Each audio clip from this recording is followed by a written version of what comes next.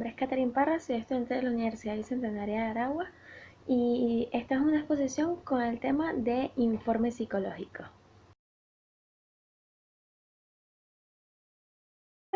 ¿Qué es un informe psicológico? Esto es un documento científico proveniente de un proceso de evaluación científica y de uso estrictamente profesional, ya sea por un psicólogo o por profesionales afines. Debe ser útil y coherente porque debe servir como un vehículo de comunicación entre los interesados y así poder permitir la toma de decisiones respecto a un problema evolutivo.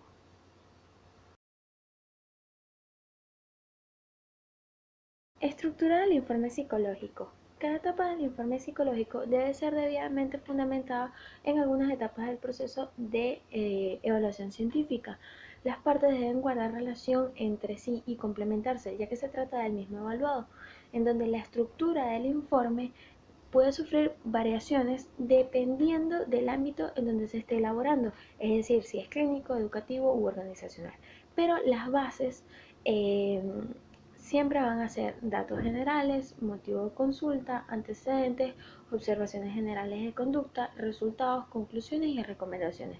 Esto evidentemente va después de haber hecho previamente una historia clínica en donde, como ya mencioné antes, va a variar dependiendo de si es con un enfoque clínico, educativo u organizacional.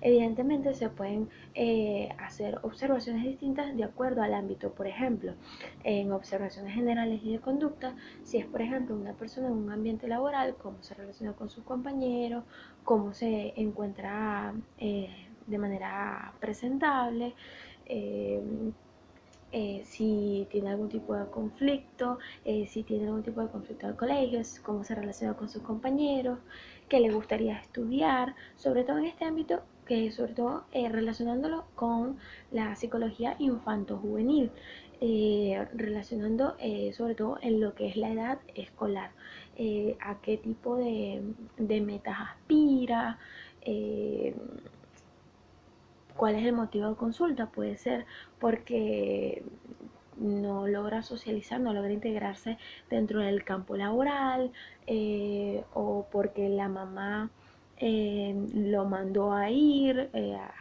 al joven o al niño, o porque un profesor dijo que era mejor que lo mandó directamente a ir al psicólogo, y pueden existir muchos casos, pero la base del informe psicológico prácticamente viene a ser la misma, solamente que va a cambiar dependiendo del ámbito, si va a ser clínico, educativo u organizacional. ¿Cómo colocar los resultados en un informe psicológico? Existe cierto protocolo, y voy a mencionar algunas cosas que se deberían tener como base a la hora de redactar los resultados del informe psicológico. Por ejemplo, una podría ser separar por áreas de evaluación y consignar la parte cuantitativa seguida de la parte cualitativa cuando sea necesario y pertinente. También puede estar desempeñar, mejor dicho, describir el desempeño en cada una de las áreas y precisar cómo se relacionan entre ellas para explicar el motivo de consulta.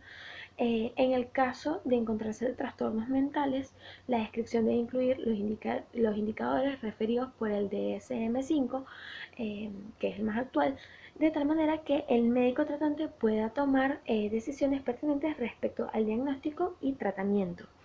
Luego está evitar el copiado y pegado de forma literal de los manuales de prueba, es decir, que la descripción debe ajustarse a la dinámica específica del caso. También se debería evitar el uso de palabras técnicas o jerga psicológica, pero también hay que tener cuidado de no utilizar un lenguaje demasiado coloquial. Otro dato importante es que hay que, a la hora de inferir sobre intensidad de algún signo o síntoma, se sugiere emplear términos como leve, moderado o grave. Y por supuesto hay que evitar repeticiones, redundancias o contradicciones, e incluso los términos coloquiales, como ya había dicho anteriormente. Para finalizar, hay que tomar en cuenta cierto protocolo, al igual que en los resultados, hay que conocer ciertas bases a la hora de redactar las recomendaciones de un informe psicológico.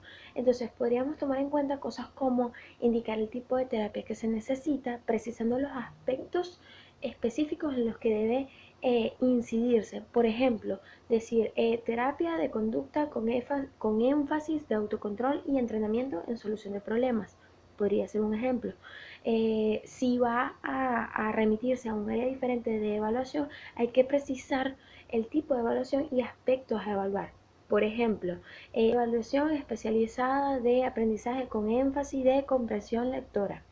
Puede ser un caso. Otro punto a la hora de recomendaciones es que en casos de que se sospeche de algún trastorno, alguna alteración del lenguaje o cualquier síndrome, debe recomendarse a una interconsulta neurológica. Y de ser el caso, hay que indicar dentro de cuánto tiempo deberá efectuarse la reevaluación. En algunos casos, si es necesario que se incluya a la familia, hay que indicar si la familia requiere una orientación familiar, una terapia familiar, o en el caso escolar también podría pasar que se podrían mandar recomendaciones para los profesores para detallar cada una de las sugerencias de manejo de conducta dentro del aula. Esta fue toda mi exposición, espero que de verdad haya sido de mucho agrado y bueno, muchísimas gracias.